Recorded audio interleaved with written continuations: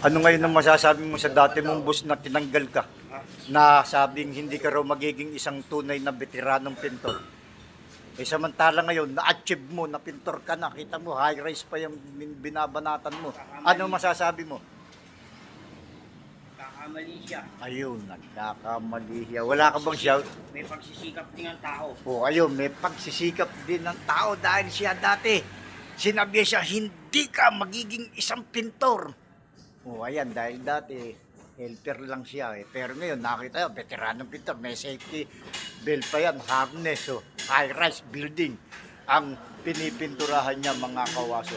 Hindi lahat ng tao pwede niya pagsalitaan ng galon. Yan. Dahil may pagsisikap.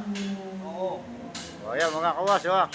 O kaya doon sa mga nagsasabi, halimbawa helper kayo ha, na hindi kayo magiging isang pintor, eh nakita niyo naman, huwag daw kayong manghuhusga ng tao.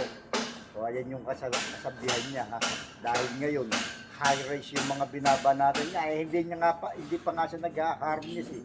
Kaso nag-harness na lang siya ngayon dahil napagalitan siya. Dahil itong napakataas nitong ginagawa niya. Oh. Eh, parang Spider-Man. Naka-harness na po ngayon si John John.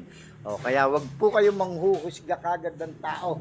Dati lang siyang helper, inalis siya dahil hindi raw siya magigisang pintor. Eh ngayon, isa na siya pintor.